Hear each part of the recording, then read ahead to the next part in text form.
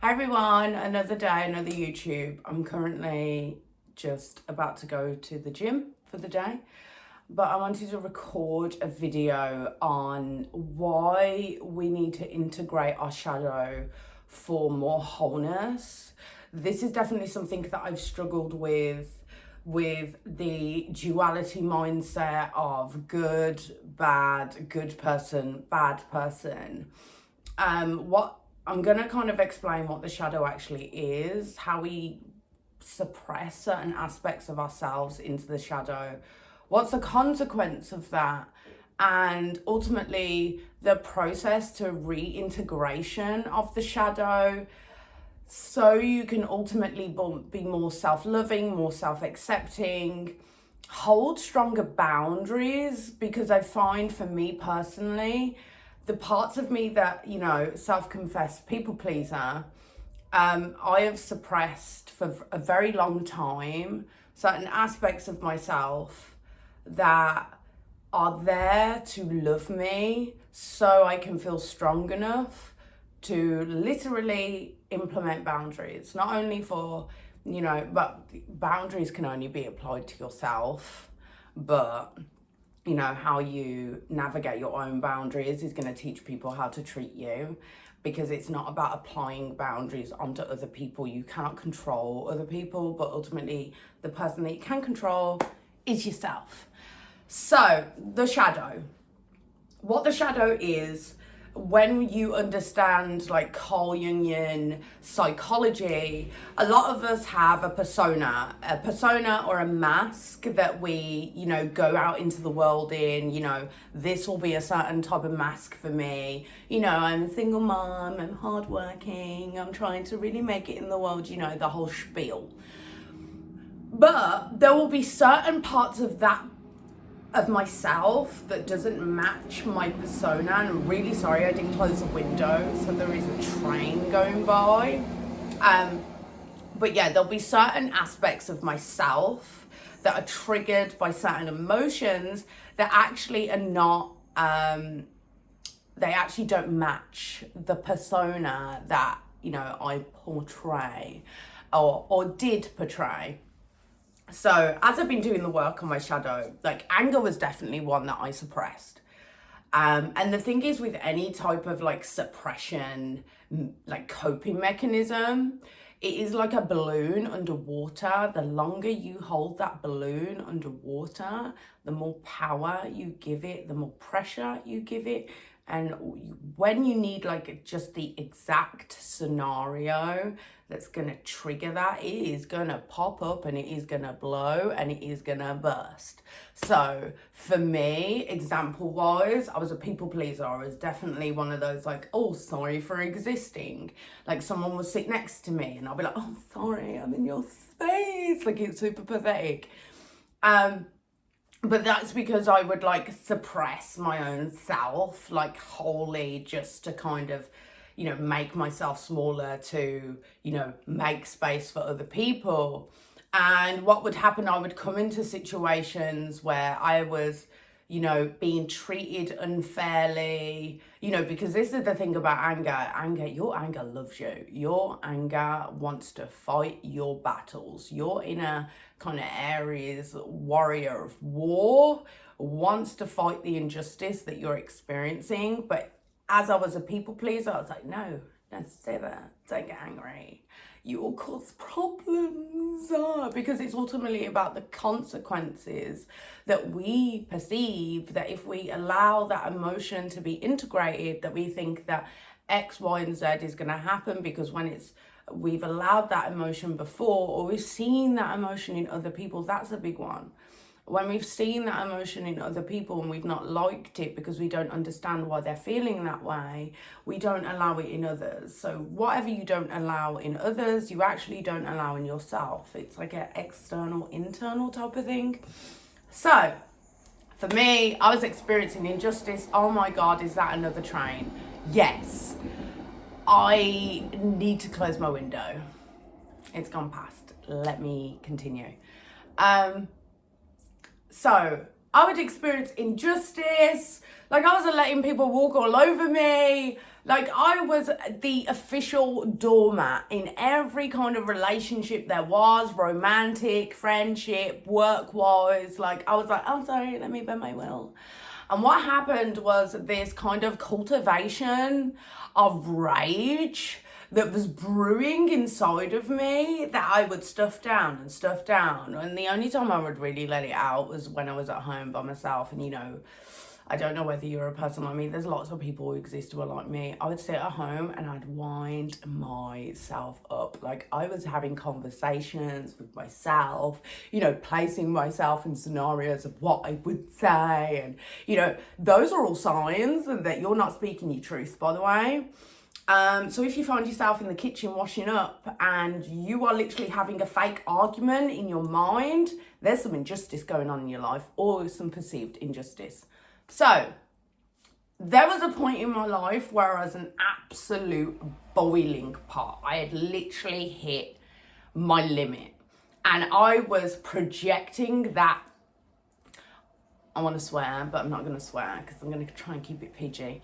I was projecting my anger, like, to people in cars who didn't indicate, or I was just so angry at the world because I was too fearful to actually be angry at the people who were creating the injustice. Because I didn't allow, I was too nice of a person, and I wanted to be a good person, I wanted to be nice, but no, we don't do that anymore. So the process of understanding anger and understanding parts of your shadow is to understand that you need to love those parts of you, and you need to go, okay, so if the more I repress it means the more I cannot control it, then I need to start the process in understanding why my anger is triggered, and then speak up from that place. And it's not about getting and going in situations and, you know, just completely just blowing your lid. Although there has been times, especially in romantic relationships, I'm a woman, sometimes I just blow my lid. I say mean words, you know, the normal stuff. But, you know, ultimately I end up regretting it because it's not how I want to navigate. But I do want to honor my rage, and I do want to honor my anger, because my anger is honoring me and my rage is honoring me. So it's about understanding, wow, I feel angry right now. Why am I feeling angry? And how can I integrate it, accept it, embrace it, and speak from a place of directness and truth, but ultimately with respect. Yeah? So in that process, you start to integrate more parts of yourself, because what I found is, because I was navigating from a place of just really stuffing down a lot of parts of me that I thought that I couldn't accept because other people couldn't accept, and, you know, blah, blah, blah, and it made me a bad person. I was literally getting to the point of like going, oh my God, I'm such a bad person because I feel all this stuff internally, that there was this, ultimately this fear that I could have been Hitler in a past life. Like, it was literally extreme. It was so extreme, and I was sitting under this illusion of fear, and it's not healthy. It's really not healthy. So I was navigating through the world, and what was happening then is I was starting to feel empty and numb, and I was feeling not whole, and I was going out and seeking into the world of trying to find things that make me whole. If you're not feeling whole, the reason being is because you haven't integrated your shadow. You have literally took slices of your own pie of who you are and gone, you're not acceptable. So then the consequence is you don't feel whole. You're not accepting yourself. You are literally rejecting yourself. And when you reject your own shadow, you will have a fear of rejection, and you will navigate your world and your life and your relationships with the same level of rejection, because you are rejecting yourself on an everyday basis. Ooh. Then the other parts of the shadow is you could actually, and this is another part of me, because I have been lover girl, soft, feminine, and then I've perceived that ultimately I've placed myself in this really vulnerable place and people have not been able to accept it and thought that was my fault. No, it wasn't your fault. That person just wasn't ready to receive the love that they deserve. That's nothing to do with you. That's all to do with that other person. But instead, in backwards Kimberly land, I was like, oh my God, I can never be vulnerable again. I have to only show this persona of strong, fierce, strong, independent woman, because ultimately, and I stuffed my most loving side of me in the shadow because I was fearful. Like, it sounds ridiculous now I'm saying it, because I love that version of me. I love that version of me as the hopeless romantic and would literally just open up my heart for the person that I love. But I was out here rejecting the softest version of me because I got rejected in it. Mad. Absolutely crazy. Mad. Like, even now, I can't even understand and begin to understand. Like, obviously, I've gone through a lot of trauma, but from that, I'm walking the path. The path makes me wise, and this is why I'm sitting here sharing this information with you. I'm very grateful for the journey, but sometimes I sit there and go, bitch, please. I'm just carrying the burden of life. But I'm literally not the only one. So you have to be aware of what are the things that you deem are negative, the parts of you that you judge, the parts of you that you find cringe. Listen, cringe worthy. I am so cringe. Like, I just have to accept it, that I am cringe and I am embarrassing, and that is okay. And the people that fully accept me are the people who are going to love that version of me, because I love that version of me. And I'm not going to place anyone with enough power to make me feel negative about who I am, because it is not worth it. Life is too short. We will die one day, and I do not want to be on my deathbed going, oh, I wish I could have lived more because I couldn't accept how cringe I was. Fuck's sake. So sorry to swear. I'm going to have to put this as adults only now. But, and that's also another thing, I swear, I am crude. I have a dark sense of humour. Like, the part of you, and this is the thing, if you cannot be in your heart space, if you're not willing to step into your shadow and embrace your shadow, because ultimately part of loving another person is about loving yourself enough to be open with who you truly are, so another person can sit there and accept it. Accept who you are wholly, so other people are reflected in your world. Oh my God, there's another train. The frustration is real. I'm so sorry. I'm apologising again. But I literally am getting frustrated. Frustration is letting me know that I need to make sure I'm more mindful, that I'm closing the window. Because when I'm watching YouTube and I hear all the background noise, it's so annoying. Do, do, do, do, do, do, do, do, do, do. It's one of those cargo trains. Oh